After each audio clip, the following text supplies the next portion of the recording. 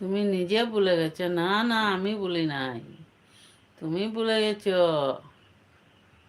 বুড়া মানুষ দেখে আর ভুলে গেছো কেন? দিন তো ফোন করো না।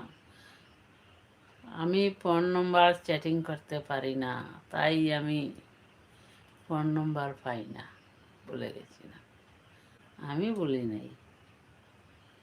বুড়া মানুষ দেখে ভুলে গেছো, তাই তো।